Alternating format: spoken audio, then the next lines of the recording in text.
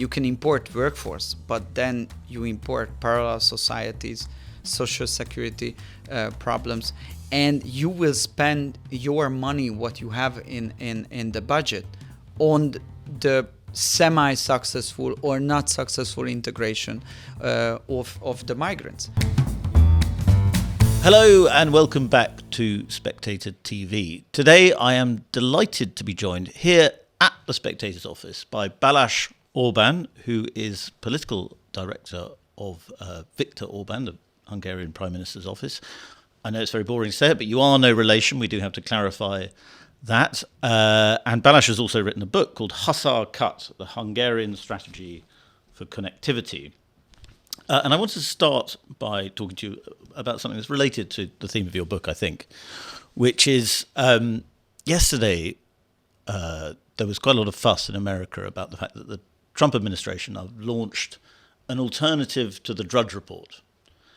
And I think a lot of outside observers, quite a lot of inside observers in America, are very struck that the Trump administration seems to be creating its own media channels. It is doing its own media strategy, and it is not just a strategy to work with the media, it's creating its own media reality. And there have been a few often hysterical pieces in America saying they are copying Viktor Orbán's Hungarian government. Are they? First of all, thank you very much for having me. Great to have you. And secondly, I don't think so. I mean, Hungary is a small country. United States is the most powerful country on earth. So I don't see the parallels. Of course, we are happy to see that there is I would call it a national conservative-led government in the United States. And Hungary, we have a national conservative-led government for like 15 years. So we are happy to see that the Western narrative is shifting, and I think that it's easier to cooperate among nation states if those nation states are led by national conservatives government and not by globalist liberals, because if these governments are led by globalist liberals, they push their liberal universalist ideology and they want to impose this on the partners, and that makes international cooperation a little bit harder and not so successful. But the media landscape in every single country is completely different. I understand why the conservative political forces are struggling for a free public sphere, because what I see in Hungary, if I go home, Hungarian language is isolated, only 12 million people speaking Hungarian, but I go home and I do find all of the voices, heavy anti-governmental, heavy critical voices, and pro-governmental voices. And I would say the share of these different voices is like 50-50%. But if I go to United States or even here in the UK or other Western European countries, I wouldn't say there is a balance. So there is either 90 versus 10%. 90% mainstream liberal voice, 10% something else. So when a conservative political party or politicians are saying that in the long term this is not sustainable because this is not about democracy, this is not about pluralism, it's about forcefully maintaining a liberal environment where the conservative voices are not heard and also sometimes silenced. This is not sustainable. It has to be changed. So if you need new media platforms to achieve this goal, I think it's a reasonable thing to do so. I suppose in Britain we have the BBC, which has become the kind of enforcer of left liberal opinion, if you like. Do you think what Hungary's doing is creating a sort of opposite version of the BBC? You are creating platforms through which your government can broadcast its message, which are supposed to have a little bit of distance, but in reality don't. Well, in Hungary, Fidesz is the political party. There are some media platforms which are supportive towards Fidesz and supportive towards the conservative political movement, and they were not founded like 2 years ago. They were founded like 20 years ago. Yeah. Because in Hungary, this political landscape didn't change in favor of the liberals only 10 years ago, but after the collapse of the Soviet Union, after the transition period, in many Central European countries, the post-communists, together with the liberals, they took over all the media platforms. And in Hungary in the 90s, there was a very similar situation, what we have now in the UK and what we have now in the United States, that it's not balanced. And Fidesz starting to operate and to create a structure when its voice is also heard way before than it is done now by the British conservatives or the American conservatives. So now I would say we are in a balanced situation where if you are a liberal, your voice can be heard. If you're a conservative, your voice can be heard. If I say something, I'm attacked by the liberals, and hopefully I'm defended by the conservative media outlets, which are all very widespread in Hungary. And this is, I think, a healthy environment from a democratic point of view. And if we have a more healthy media environment in some other Western European and countries and on the other side of the Atlantic Ocean, I think it's better for the Western world. I suppose what I was getting at is you fund them. You fund these organizations, which is you pay for them. I mean, no. It's like here. There are some foundations. There are some rich people with conservative background who think that this kind of media freedom is important, and they are ready to invest. It's like everywhere the state is supporting all media platforms, but from a state point of view, there is no difference. There cannot make difference between the media outlets. So I would say this state funding system, which is well known in other continental European countries as well, it's neutral. But I'm talking about conservative people and conservative foundations who think that it's important that the conservative voices has to be heard as well. And there is one other issue in Hungary. It's like, and I think it's an important issue for other countries as well. So foreign media intervention on interference. So I think it's a very basic democratic question that is it possible that part of the media in our countries is financed from outside or not, or it should be financed by domestic actors because it's a sovereignty question.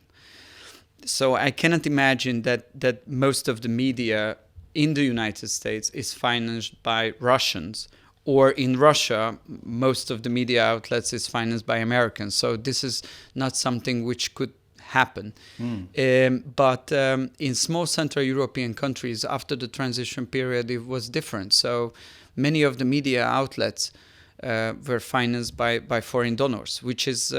it can be an interference on the democratic electorate system. So what we see is that it doesn't matter whether a media outlet is liberal or conservative, but what is more important, it has to be domestic. Yes, and that's then more democratic than if it's influenced from outside. Well, you talking about foreign donors, and we're talking about America there, makes me think about probably the most famous foreign donor in the world, who is Hungarian-born, George Soros.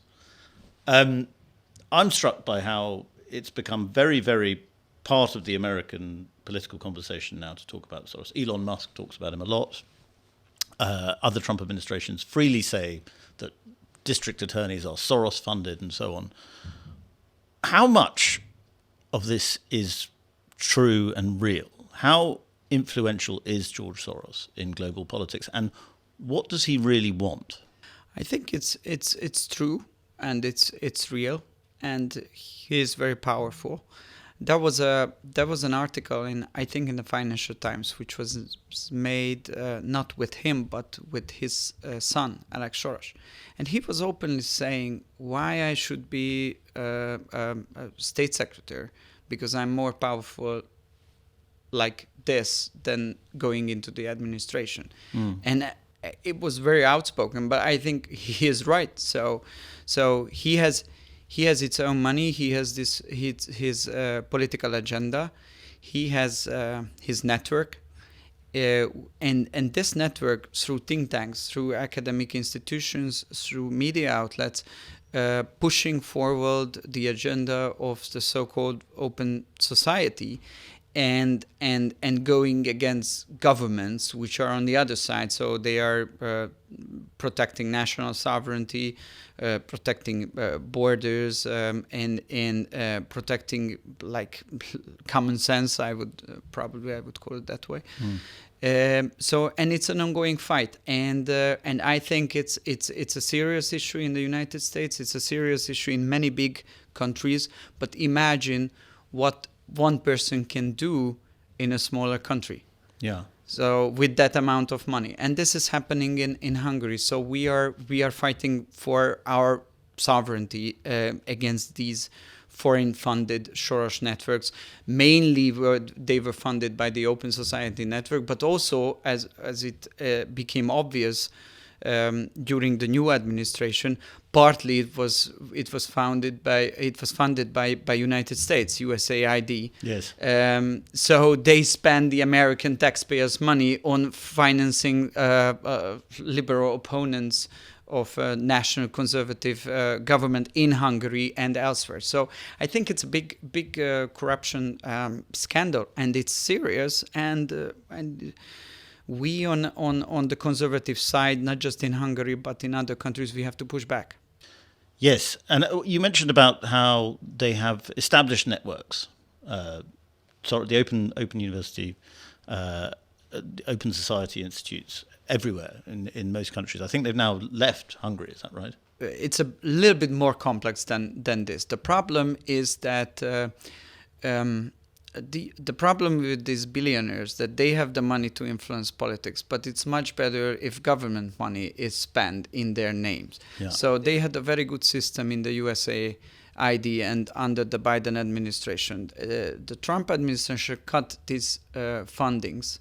But what they do now is that they want to use the Brussels funding structures to step in and to support their activities. So unfortunately in Hungary, the fight is not over, because the Brusselian supranational institutions are actually supporting media outlets, NGOs, think tanks, and also political movements on the liberal side against the conservatives. So it's like, I agree with you that from an American point of view, things are much better than it was a couple months ago. But from a European point of view, from a Brussels versus member states point of view, things are getting more heated.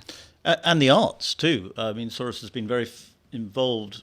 The Soros empire has been very involved in funding the arts, cultural institutions, and so on. What I wanted to ask him, the first question is why? I think one can get very carried away with, demons, and you get a lot of this sort of talk, and it does veer into anti-Semitism. I'm not accusing. I know the Hungarian government's been accused of that a lot, but I think it can easily swap in for a kind of anti-Semitism. What do you think the Soros network wants? I think the changing point was the migration crisis in 2015, when from one day to another, what we experience is that we have a southern border, and then through that border there are just hundreds and hundreds of thousands of illegal migrants who want to come in and go across our country without any kind of permission or reasonable argumentation that they have the right to do so. And from a national interest point of view, it was obvious that if you want to maintain law and order and protect your citizens, you have to be able to defend your borders. And then we started to build the fence on the southern borders. And then George Soros himself wrote an article that we need immigration, we need open borders, Europe needs 1 million newcomer per year. It was 2015. Since then, we had 9 million. In 9 years' time, we had 9 million newcomers. What a coincidence! So I'm not pushing conspiracy theories, but these are just facts. So and they were saying openly that those governments who are opposing open borders, they are political enemies, and they should be cornered. They should be put under heavy pressure from the transnational institutions. And my prime minister was under heavy pressure for like years, just for defending the national borders and maintaining sovereignty and law and order in our country. And that was the turning point. Then we realized that it's not just a political disagreement, it's about the survival of the nation. And what they are doing is they don't want, because the Hungarian society, I would say, is united. So even those who disagree with Fidesz, I'm talking about the grassroots voters, they say that every single country should be able to defend its borders, and that's the government duty. And so I would say there is a national unity in Hungary about the migration issue, and these billionaires with their money are trying to undermine the democratic will of the people, and this is something serious. And of course, there was some clash points after it. The woke agenda was one serious clash point. This entire open society universe is pushing forward the woke agenda in every different form. We organized a referendum in Hungary where we asked the people whether they want this woke agenda being visible in schools and kindergartens, and it was totally rejected by them. And the third point was the war. In Hungary, we are, of course, we know that the Russians attacked Ukraine and they violated international law. And from a humanitarian point of view, we support the Ukrainians, but we see this as a terrible war which should be end as quickly as we can end it. And so we have a peace strategy and a peace kind of mindset.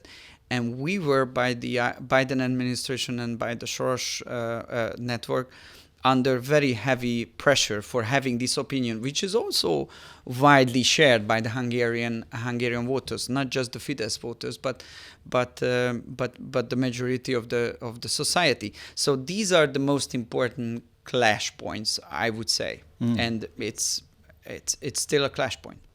I want to talk about Ukraine a bit, and I don't mean to focus on Soros because I think probably far too much energy is spent talking about Soros. But I do want to just keep on going. You talk about billionaires there. What do these globalist, if you like, internationalist billionaires want? Is it cheap labour through immigration?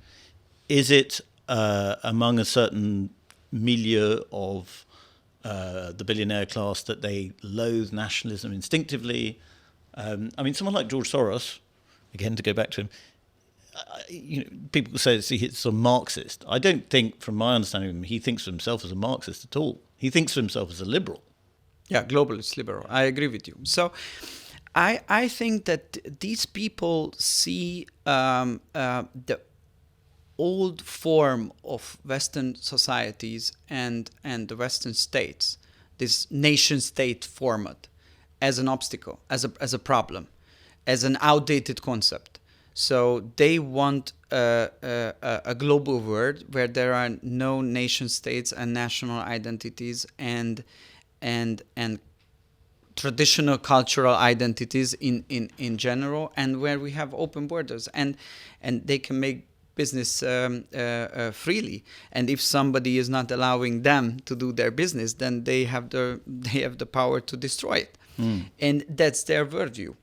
And everybody who is saying that, look, guys, we understand that it sounds to be a very good idea, but in reality, what we see that people are suffering because nation state is the only concept which helps a community to thrive and to be protected. So we need the idea of nation states and national sovereignty if we care about what's happening with our people, because no one else cares. The globalist institutions don't care about these small communities who are national communities who are living in UK, living in Hungary. So we need the concept of nation state, borders, national sovereignty, and these concepts are not outdated ones. Actually, these are the most important principles which can guarantee the survival of our nations, even if the 21st century will be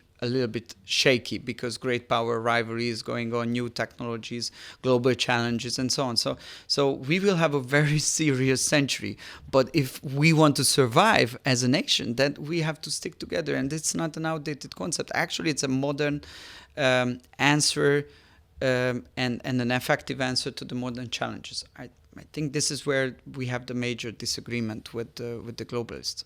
Well, on Ukraine, I know that the Hungarian government's position on Ukraine is often caricatured as being pro-Putin and so on. But it is undeniably true that if you believe in borders and the nation state, a lot of Ukrainians feel they have a nation state and their border has been quite seriously transgressed.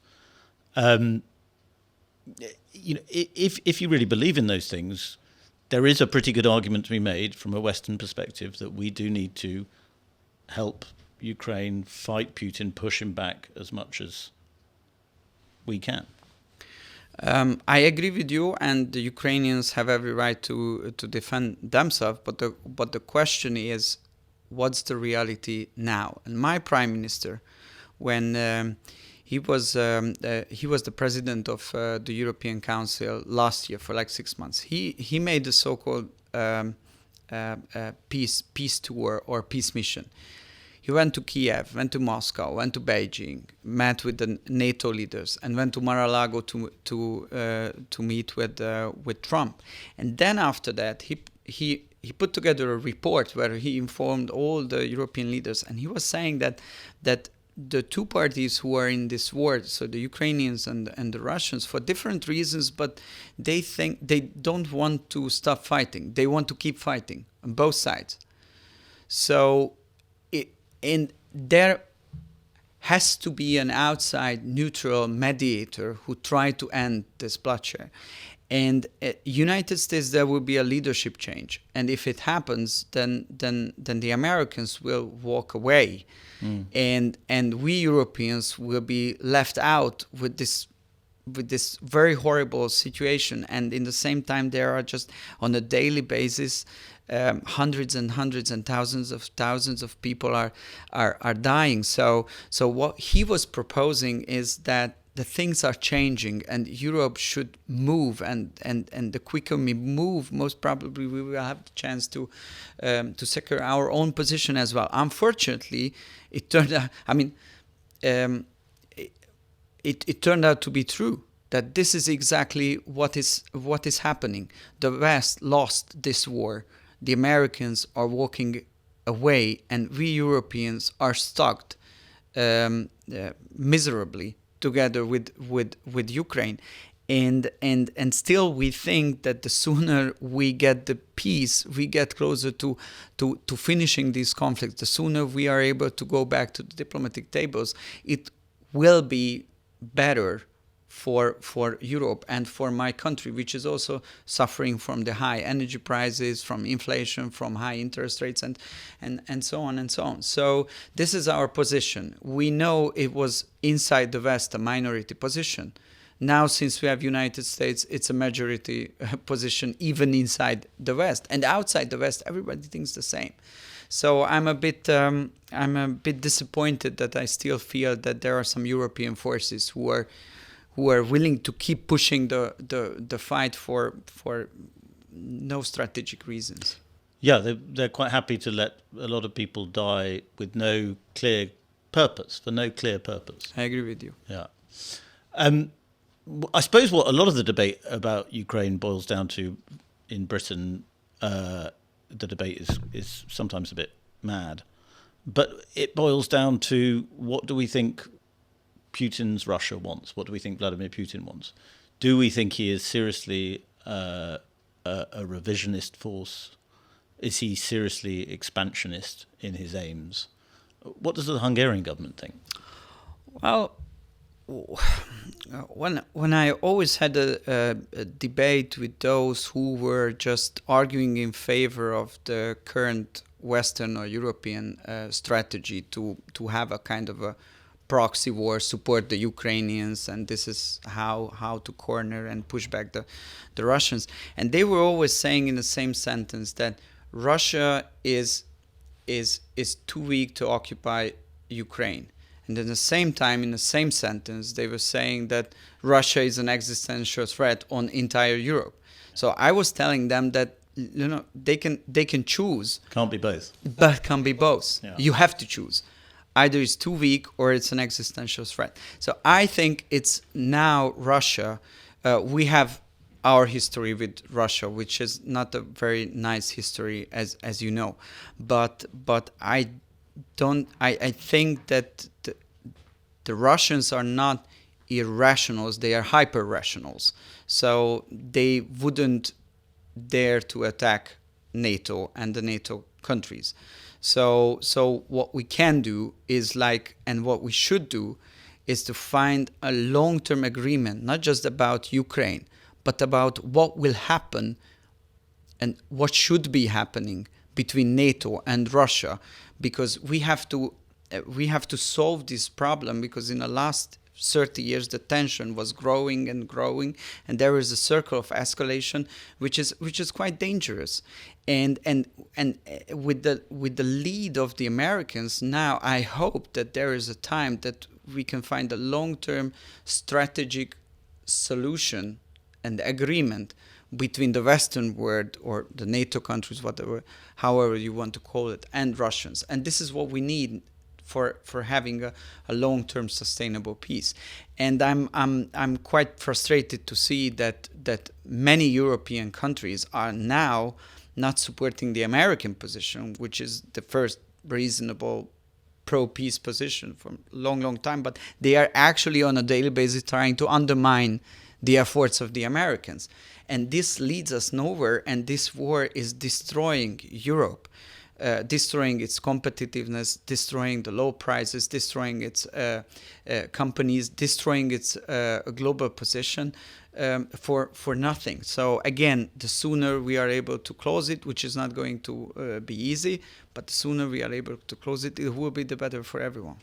And do you think, you say Russia wouldn't attack a NATO country, do you think Russia would attack a European Union country if Ukraine were included in the European Union? Well, so what we see is Ukraine is in a complicated position because Zelensky and his government was telling to the Ukrainians that if you are fighting, you get NATO membership, which the Americans made it clear that it's not going to happen. There will be no NATO membership. So what can they offer? How they can explain why this fight was for EU membership? But my problem is if we put together the numbers, the reconstruction of Ukraine, actually the annual funding of an annual operation of the Ukrainian state, which is not it's not sustainable. The integration process into the economic system, it costs a lot of money, and Europe cannot afford it, because we have to rearm ourselves, we have to support our own economy, and we don't have the money which is needed to do so. And this is why we Hungarians were realizing that the Brussels elite is trying to give a fast-track EU membership to Ukraine. And I think it's an existential question and a strategic question for every European nation, whether they want to take this burden, which is called financing and rebuilding Ukraine, or not. According to our calculation, if Ukraine comes in, all the other member states are becoming net contributors. So this is a big change, and this is just parts of the financial things. There is the agriculture, the cohesion policy, the size of the country, the free movement of people, the arms, the mafia, and so on. So it has an strategic impact on the future of European Union. So what we decided in Hungary is that we organize a referendum and ask the opinion of the Hungarian people. And there is this referendum campaign going on, whether they support EU accession of Ukraine or not. And what the Hungarian government will do is like to represent the will of the Hungarian people on a European level. So if they say no, I'm expecting heavy turbulence. Yeah. Well, speaking of heavy turbulence, in Britain, obviously, we're no longer part of the European Union. And if you talk to British conservatives, British people who supported Brexit, a lot of them will say we tried to change Europe from within. We tried to steer Europe in a different direction. It seems to me that's what Hungary's doing at the moment. If you can't, can Hungary be part of the European Union in the future? I hope so. Being a member of European Union is important for the Hungarian voters. They feel that, we are in the middle of Europe. You are an island next to the European continent. But we Hungarians are in the middle of Europe. We were fighting for Europe against the Turks, for example, in the medieval period of time. So it's decoded in our cells. And from an economic point of view, the single market is also very important for us. So I think the only chance we have is to reform the European Union from within. We cannot do it on our own, so we need allies. That's true. But I think one thing changed since the Brits decided to leave, which is their sovereign national decision. We Hungarians are disappointed because we had a good ally inside.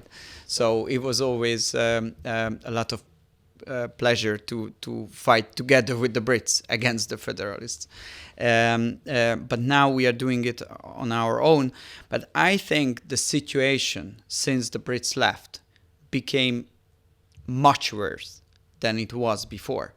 And I think there must be an awakening period, because even the Federalists are saying, whose goal is to create a transnational superstate, they realize that they got all the tools, they have all the institutions, they control everything, and European economy and the European continent is going down, not going upward, it's going down. And so something has to be changed.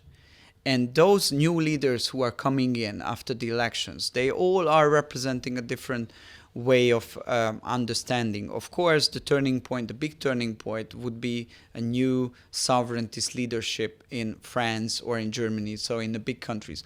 But we have a sovereigntist right-wing leadership in Italy. Central European countries are quite like-minded in that sense. And I think at the end of the day, this reality that if we go into that direction and we give more power to the supranational institutional leaders, they will destroy everything. This is what happened in the migration issue. We gave them power and they wanted to destroy our society. It happened with the climate policy. We gave them power and they mismanaged the transition period. This is what happened with the war.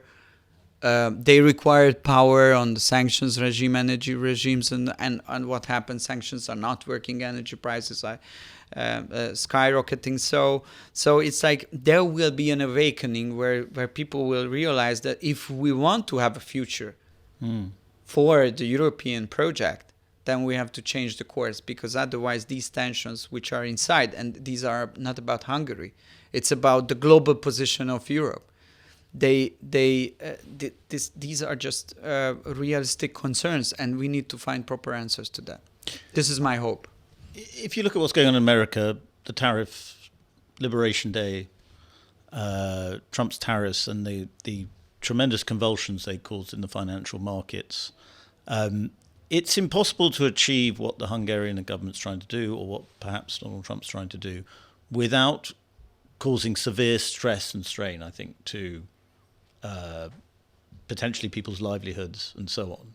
Is this where, whatever you want to call it, national conservatism, that's where national conservatism is always going to come up against a serious obstacle, which is people don't want to imperil their financial situation. They're quite happy to support anti-immigration policies or policies that restrict immigration. They're quite happy to support patriotism, I should say.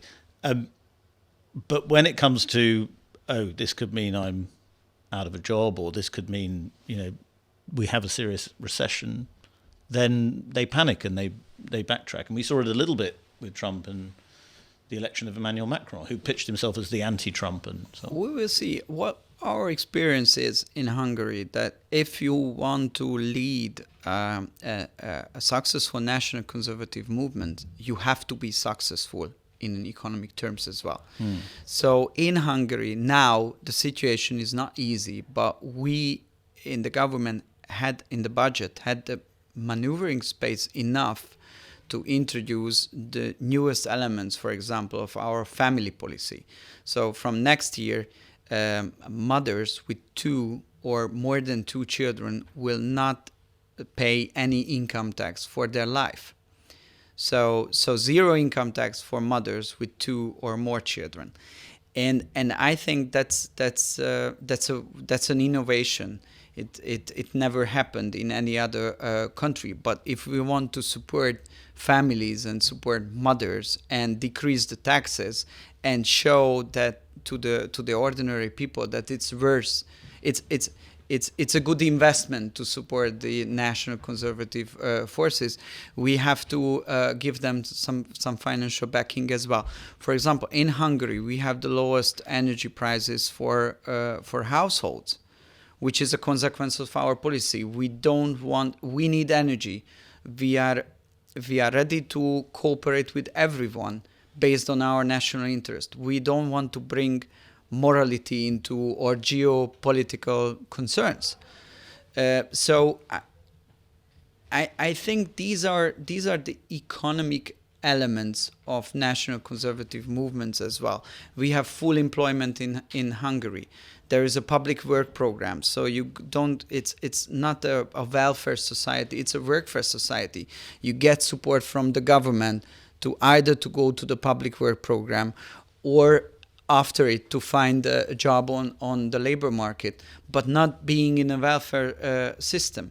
It was very controversial at the beginning, but people understand that the society and those who are capable of working, they need to work, because otherwise the entire nation will go down economically. So I think there are some very important economic elements of this national conservative movement as well. And I hope that we will see some elements of it in United States of America as well. They started to talk about fighting against inflation, supporting families in financial terms. So I'm expecting more and more measures or ideas like this are coming up.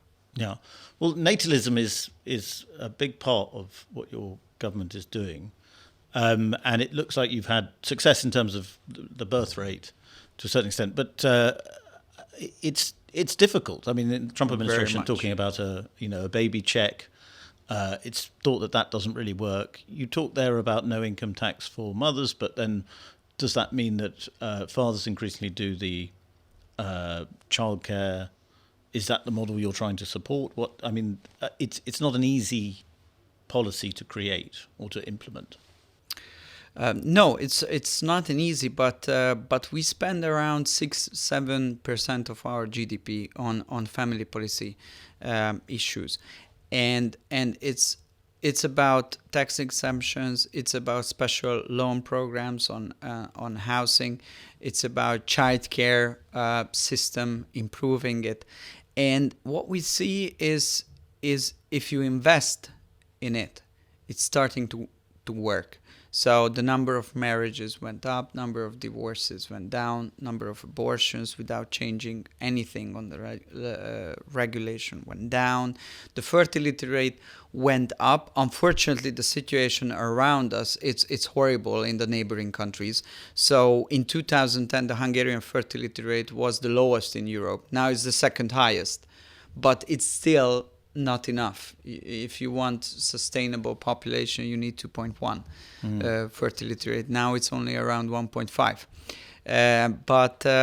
But there is a kind of increase, and I think that's the only way to go forward, because what was proven in the last decade, that mass migration is not a solution. You can import workforce, but then you import parallel societies, social security problems, and you will spend your money, what you have in the budget, on the semi-successful or not successful integration of the migrants. We don't want to spend our money on integration. We want to spend our money on supporting Hungarian families. And if you formulate the question like this, and I think this is the proper way how it should be formulated, then the answer is clear. You have to support the Hungarian families, not the integration of the migrants. And another thing that Hungary has been doing is supporting Christianity. And that is something that makes European liberals very anxious, because they think that the public square should be secular, and so on. I mean, how much does your idea of conservative nationalism go hand in hand with Christianity? Is it the basis of it all? I personally think that our civilization is based on the Judeo-Christian heritage. So if we kick this thing out from the public sphere, then there is nothing what remains. So and without identity and without culture and without points of cohesion, it's impossible to sustain a society. So we need Christianity, Christian theology, Christian philosophy, Christian church, but what we're doing in Hungary, we protect freedom of religion. We also protect the idea of separating state from churches. But in the same time, we are saying that if churches are deciding to have a role in a public sphere, for example, in healthcare or in education, that the state should supporting them, because what they're doing is important for the state, for the society, for the future generation.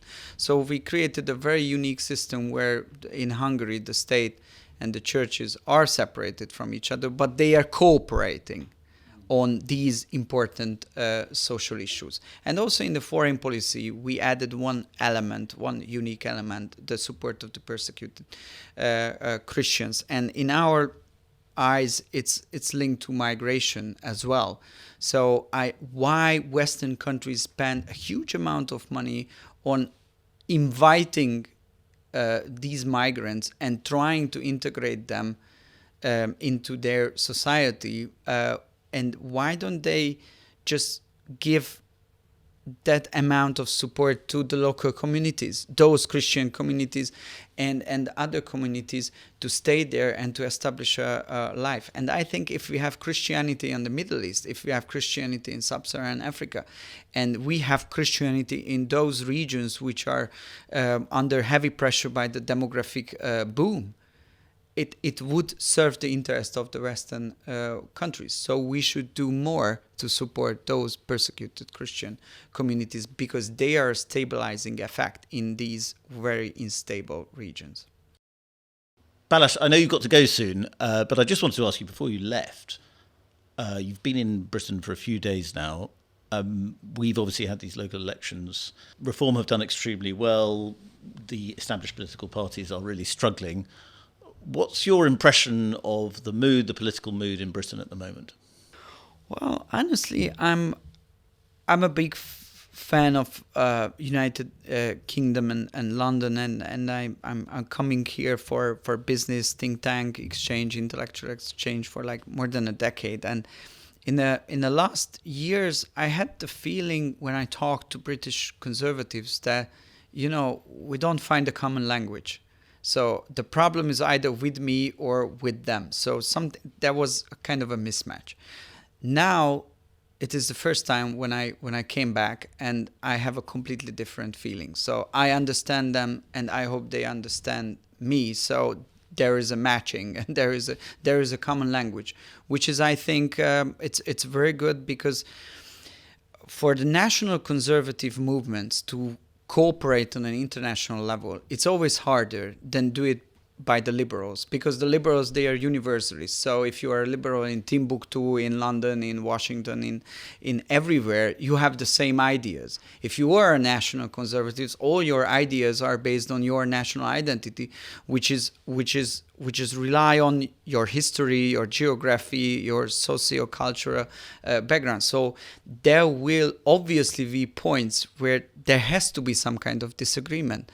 But the question is, what is the civilizational background you are fighting for? And I think Anglo-Saxon British conservatives and Central European conservatives are starting to realize that we have to be ready to fight for our families and for our nations. And it's much better to do it on an international scale than to remain isolated from each other. Balázs, great pleasure talking to you. Thank you so much for coming to Spectator and sharing your insights. Thank you very much.